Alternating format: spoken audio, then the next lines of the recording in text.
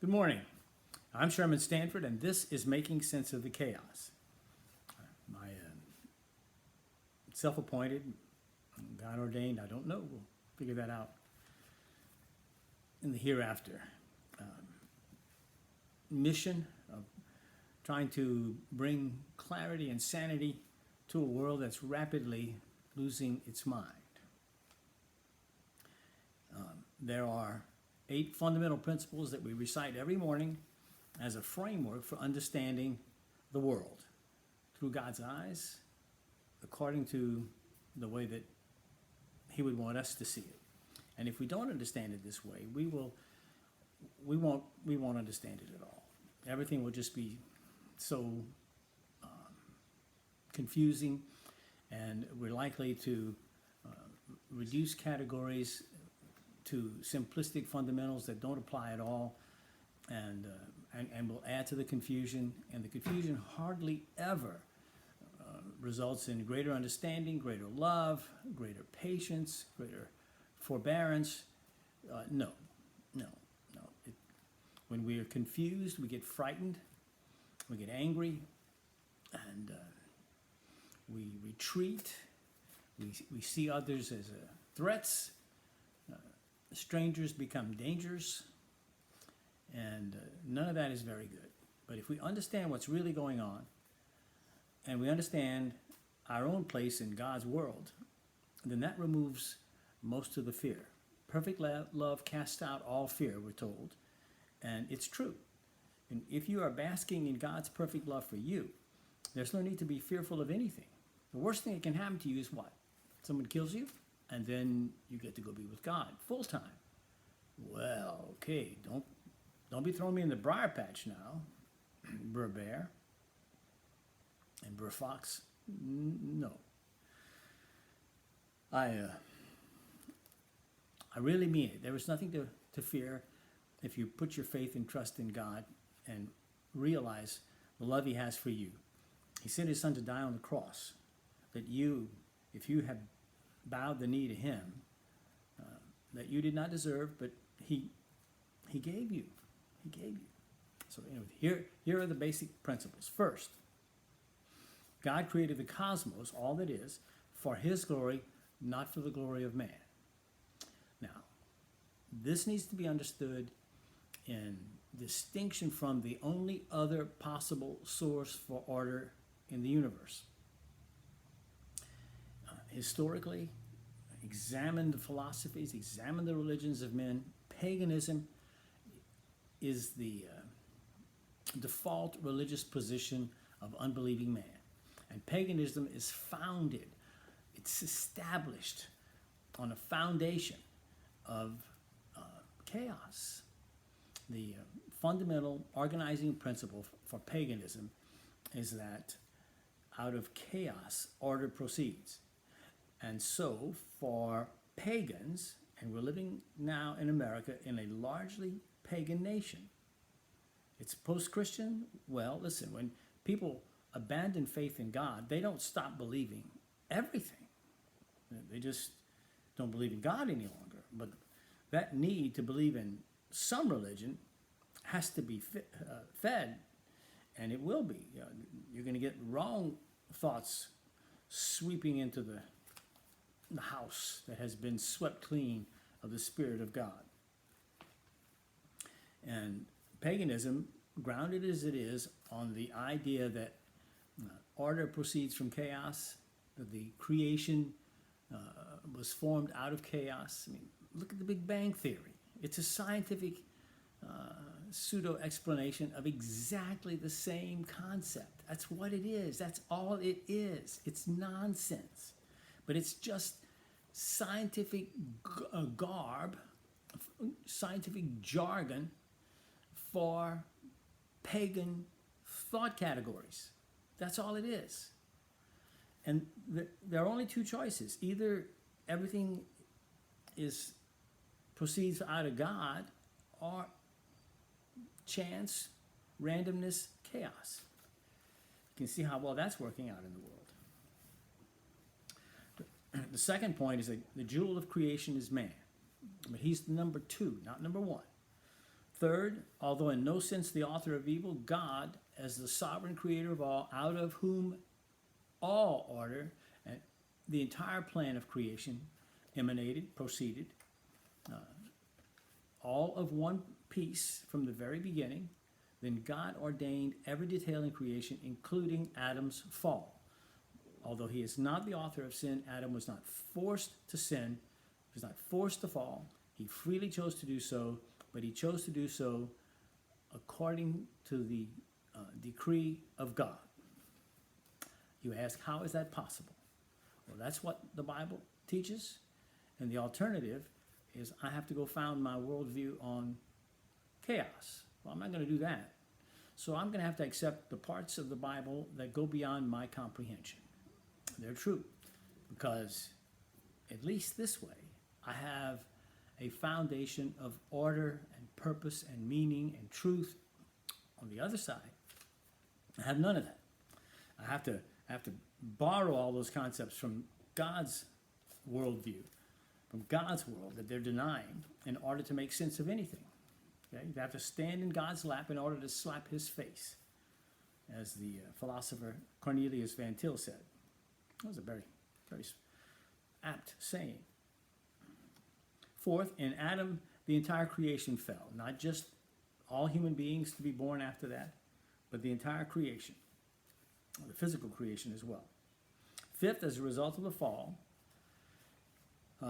two things happened at the same time. God pronounced a curse, but within the curse was also the blessing of the coming Messiah. So the coming Messiah is the seed of the woman, that's Jesus Christ, who will be born, live a sinless life, die on the cross, and be resurrected in order to pay the sins for his sheep and to restore the creation to its innocence.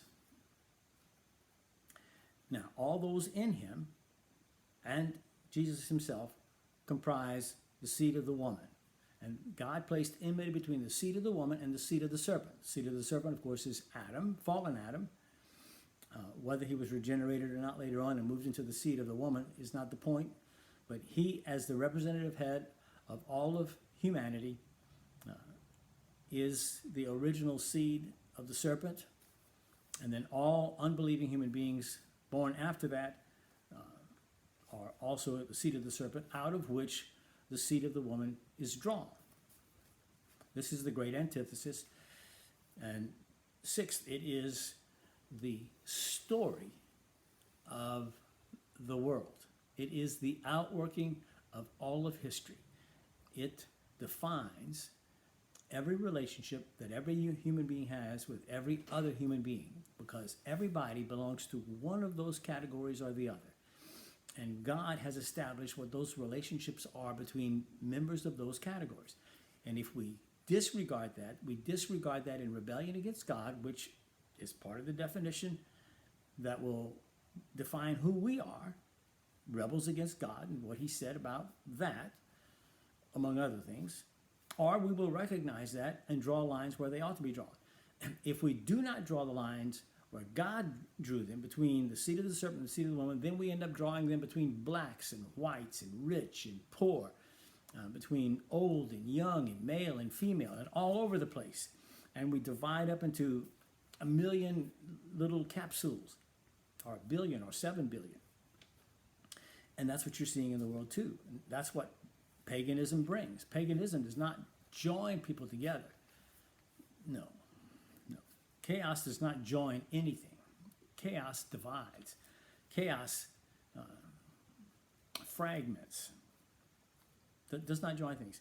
I mean, even the Big Bang that they portray as the starting point of the universe, it joined things together? Why, no. It's thrust things apart. Seventh, the unregenerate, the seed of the serpent, those who remain the seed of the serpent, or who are members of that seed at any time, are without excuse. It isn't that they don't know enough. God has revealed himself clearly, Paul tells us in Romans 1, to everyone, both in the creation itself and in their own hearts. So they know who he is, and they suppress that truth. They deny the truth of God in unrighteousness. They exchange the truth of God for a lie.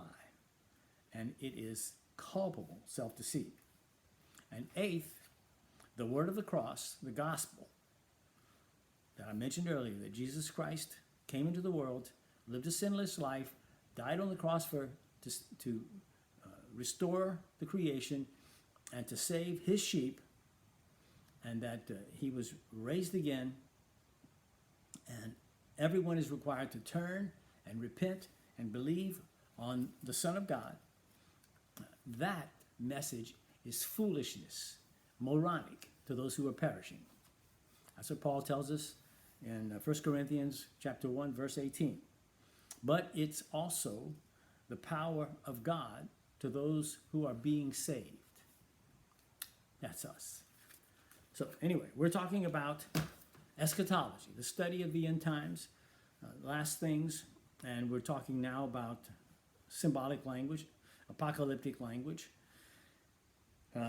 How are we supposed to handle that kind of language? We've seen preachers take the highly figurative, symbolic language of the Bible and make of it all kinds of fantastic things. Is that what we should be doing? Do we have license to do that? Does God say, well, look, I'm throwing a bunch of symbols out here and I'm not going to tell you what they mean, and so you can just put in whatever meaning you want in order to create a theology that pleases you regarding the end times? No, that's not what he did. God is not a God of confusion. He's a God of order. And all of these symbols have meanings, and most of the meanings of these symbols are contained, if not all, probably all, are contained in the Old Testament. If we don't read the Old Testament, of course, we will never find them, and we won't know about them. But they're in the Old Testament. So anyway, let's talk about that. Using symbolic language does not deny literal meaning. It merely implies a circuitous symbolic route to convey literal truth. Being more richly descriptive than prose, that's what you write every day, even though it is not literal, it can communicate more literal meaning more effectively than plain language, prose. A hungry man saying, I could eat a horse, does not literally mean he wants to eat 800 pounds of horse meat. And nobody thinks that's what he means. But he does very effectively communicate the truth that he is literally very hungry indeed. Moreover, although we are often quite unconscious of it, as human beings made in God's image, in our daily communications, it is not uncommon to find extravagance in our own use of symbols and figures instead of sticking to dry prose. So when you ask yourself or others, why does God use all of these symbols? Why is he using metaphors and similes and symbols? Why doesn't he just speak plainly? Well, why don't you? Why don't you? You say, but I do. No, you don't. No, you don't. Perhaps it's because symbols and figures evoke pictures in our imaginations, and pictures add depth, color, and feeling to ideas. But whatever the reason, it is indisputable that we, you and I, accept as routine phrases such as, I'll give you a few. See if you've ever used these. And if you haven't used them yourself, whether you've heard others use them and you know what they mean. Whether they seem alien to you, or whether this just seems like old hat. Oh my goodness, I just used a symbol. Huh. Well, I guess it's hard to get away from that, huh? Anyway, how about running like the wind? Have you ever said that? Have you ever heard anyone say that? Fast as a deer, strong as an ox, a pillar of strength. I've been feeling blue. Really? How do you feel blue? You can look blue. Can you feel blue? But people say that, and they know what they mean, and others know what they mean. You've probably said that. How about on top of the world? You ever told anybody that? You ever felt like you were on top of the world? Well, were you on top of the world? No. But you understood what you meant, and others did as well. And when they said that, and you heard it, you understood that as well. The widespread use of symbol and figure in communication certainly is indicative of its value in improving the effectiveness of speech. Why do we speak? Because we're trying to communicate a meaning that we have either in here or here, out there, to other people's ears, so we'll go in here or in here on them, and they will then know what was in here or here in us. That was pretty complicated, huh? But whatever helps us to do that better, we do. We do. We use our hands. I'm a Cajun. I use my hands all the time. If you tied my hands behind my back, my mouth would just shut up. I wouldn't have a word to say. Probably. Only when we encounter symbols and figures with which we are unfamiliar do we find them unhelpful. Because in that case, we don't understand their meanings. And that's what happens when we read symbols and figures in the Bible that were written to another culture in another age where they understood what those symbols and figures meant, but we don't. They're not part of our common parlance, okay? So if we're going to learn what they mean, then we need to learn how those people thought and how they used those same figures and symbols back then. Because there's a very strong likelihood that when we find them in the New Testament, they're being used in very similar ways to the way they were in the Old Testament. You think, huh? Does that make sense? I think so. In sum, in handling symbolic language of any kind, it is important to remember two things. Okay? Keep these two things in mind. First, it is not to be read literally. Okay? You see a symbol? It's a symbol. Somebody tells you, man, I'm as hungry as a bear. You don't say, my goodness, I think he might start growling and he might bite me or at least claw me. You don't think that, all right? You don't take it literally. All right, that's the first thing. And the second thing is similar, but not quite the same. It nevertheless has a literal meaning. Okay, so I don't take, when the guy says, I'm as hungry as a bear, I don't think he's getting ready to growl or bite me or claw me. But I do think that he's literally very hungry. Now, I know that sounds like a lot of oversimplification, but it's amazing how often we forget the simplest lessons. And later on, when we're going to be talking about some symbols, you're going to find yourself reaching for meanings that are not justified. You're going to find yourself wanting to think, well, why isn't this literal? When the Bible doesn't use it that way. It doesn't. So why should you?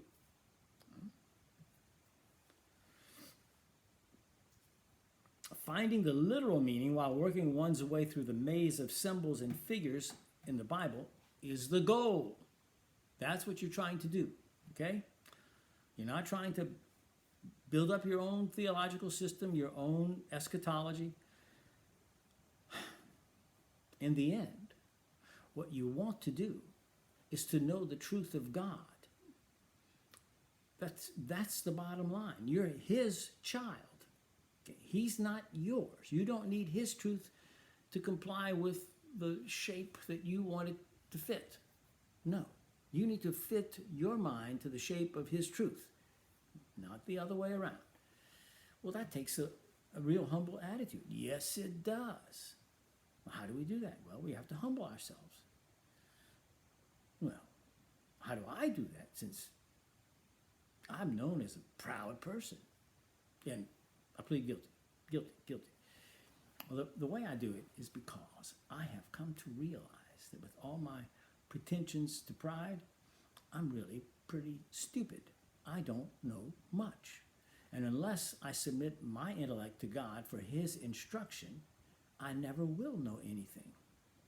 He is the source of all knowledge, of all truth. And if I want to have real knowledge and real truth, I have to have his knowledge and his truth. And whatever I think is true that I confect in myself without reference to what he has to say, it's just fluff, puff, blow it away. Doesn't mean anything. Now, maybe you're better than I am, okay? Good luck. Help yourself. But I don't think any human being can do that. I don't think it has to do with how smart or not smart you are, or proud or not proud you are. It has to do with acknowledging that God is God and we're not. Is it any more complicated than that? God is God and we're not. And the relationship between us and God is not between two equals. Oh, hi God, how are you? No, no, no, no. This is it. God's up here and we're way down there. An infinite distance separates us. There may be a pretty wide difference that separates me and you, the internet for one thing, but the difference that separates me and you is almost nothing compared to the distance that separates me and God. And only He can bridge that gap down to me. I can't bridge it up to Him. Now, He has opened the way for me to pray to Him, but He has to open that way. I can't open that way. He does that. Okay? All right. Another thing that we have to consider when we're looking at symbolic language is that sometimes we're not intended to understand what it means. Maybe. Because Deuteronomy 29 establishes the fundamental principle that God reserves the right to tell us only part of the story, and the decision of what to say and what to withhold is His alone. It says, quote, "The secret things belong to the Lord our God." Actually, it's Yahweh our God, all caps.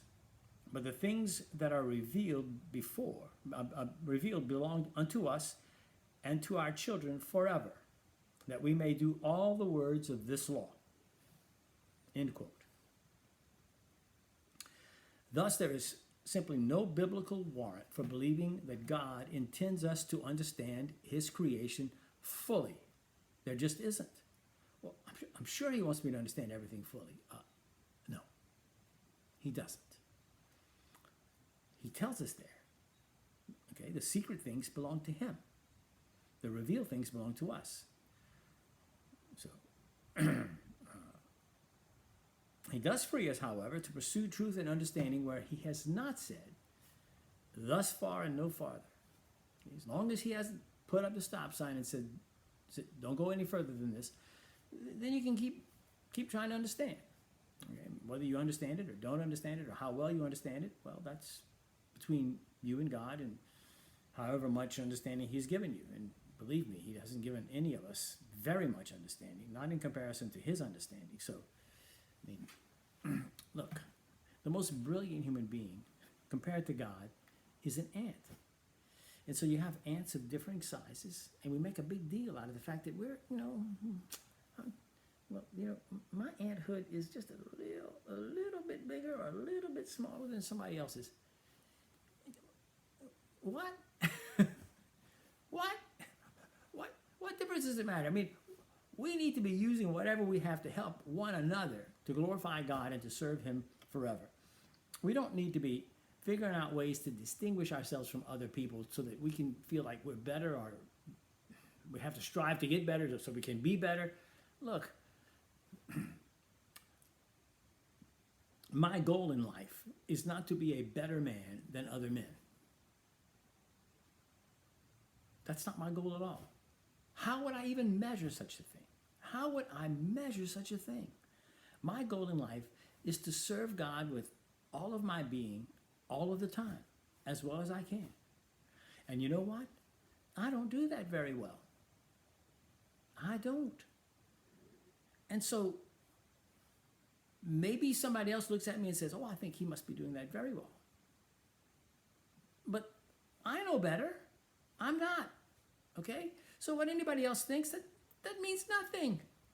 I have to answer to God and look in my own heart and see, well, what am I doing? Well, not so well. That's what I'm doing. Okay. Writing and reading are complementary aspects of the same communication transaction. What do I mean by that? Well, if you write something, ostensibly you wrote it so that someone else would read it, right? And so when you're writing thinking about not only what you want to say, and how you want to say it, but who you want to say it to, and how they're going to hear what you say, and how they will best receive what it is that you're trying to say. So, there's one communication transaction going on. One of them is sending, one of them is receiving. But it's the same communication transaction, and both sides need to be mindful of the other party. That's how meaningful communication, open communication, occurs. Truthful communications, that's how they occur. For communication to occur, both the writer and the reader must follow common sense, conventional rules, rules that we all generally agree on.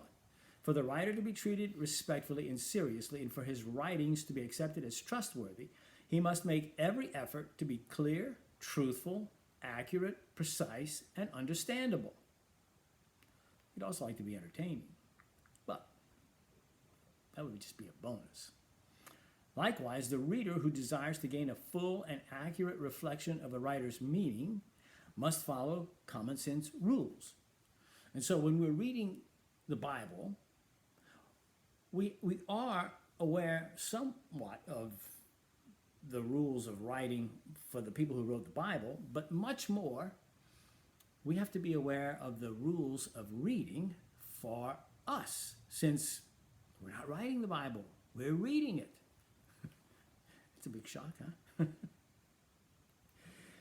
Now, these common sense rules taken together are called hermeneutics. Hermeneutics. Okay? It's a Greek word meaning to interpret. Because apocalyptic language is by its nature much less obvious and clear in its intended meaning than prose, it is even more important to be faithful in following rules of interpretation for apocalyptic language than for prose passages. Failure to do so is likely to leave one adrift upon a sea of confusion with a fog bank drifting in. Okay? So the body of rules is called hermeneutics. Got it? We're going to get more into the body of rules. What things ought we to be doing? We'll talk about that. Nevertheless, the truth, not error, will set us free. Hence, we have a vested interest in discovering the truth that should trump the emotional need to hastily stake a position which is then defended at any cost, even the cost of truth and honor. Okay? Once we stake out a position, this is what I believe. Okay? We have to be very careful that we don't say, I am now investing myself emotionally in what I believe to be true, and I'm unwilling to entertain any possibility I may be wrong about any of these things. If you take that position, then you aren't going to learn anything more. And so you freeze at whatever that point is. And believe me, the Bible is like an onion that has unlimited skins. You ever try to peel an onion? Do you want to peel it down to the very last peel? You know what you'll do if you peel it down to the very last peel? You'll have no onion left. You peel off the outer peelings, those that are dry, and then you start slicing your onion and you cook it and you eat it, or you just eat it raw. Well, the Bible has endless numbers of layers of understanding. And because your level of understanding is, say, here, doesn't mean it couldn't get here or here. Why should you be content to understand at this level when there's more layers of truth to understand if you keep studying? Wouldn't you want to know God better and better? If you love your mate, don't you want to know your mate better and better? I mean, do you meet your mate and get to know your mate, in the first 2 weeks, and after that, I'm done. I know everything there is to know about my mate. I don't need to know anything more ever again. I don't want to learn anything new about my mate. My mate's frozen in time and frozen in my thoughts and must remain in this precise position, attitudinally, intellectually, emotionally, every other kind of way that I want to see my mate. Well, that's nonsense. Of course not. And you aren't going to remain static. You're going to be growing and learning. So you need to be growing and learning about your mate. Well, God is our mate. And we need to be growing and learning about him, not because he's changing all the time, but because there are levels to him that we don't know anything about yet, and that we'd like to know about, get to meet, get to be introduced to. How does that happen? Okay, well, I guess this is a pretty good place to stop, and we'll pick up here tomorrow. There's still much more to discuss, but I'm laying the foundation, the groundwork, because if you approach this with the right attitude, it's going to make it a whole lot easier for you to learn each of the steps and to understand why each of these things is necessary. Each of these rules is important. They will help you to understand the truth about God, not to confirm your own biases. Okay? We live in a world that's just full of bias confirmation. Is that what you need in your faith? I don't think so. And in fact, I'm going to say no. And I'm going to strongly say no. And I stand for saying no. Let us commit ourselves to the truth. And if we're wrong, let us not be biased in favor of being wrong about anything, but let us be biased in favor of being right. Not of being thought right or thinking ourselves right, but of being right. Okay? Bill, is there anything you'd like to add? Well, then I'll be back tomorrow. Hope to see you at that time. I hope you see me. Hope you're here. And if you have any questions, please send them to me at calvinistrunner@gmail.com. CalvinistRunner, all lowercase, no spacing, at gmail.com. You can ask me anything, tell me anything. I'll do my very best to answer, and I'll try to be as polite and civil as I possibly can and not make any personal attacks on you, not accuse you of being dumb. I told my children, and then when I coach kids or taught Sunday school, I always stress the fact that there's no such thing as a dumb question. There's a question that stupidly remains unasked. Okay? So if you have a question and you don't want it to be a stupid question, then ask it. If you don't ask it, then it's stupidly unasked. Does that make sense? I'm not trying to accuse you of being stupid, but you aren't going to get it answered if you don't ask it. Okay? And let me tell you, when I first became a Christian, do you know how much I understood about all of this? How about nothing? Nothing. I wasn't even blind enough to be the blind leading the blind. At any rate, have a great day. And remember, there are worse things than dying, not only in this time of COVID-19, but any time. And the worst thing of all is being unfaithful to God. God bless you.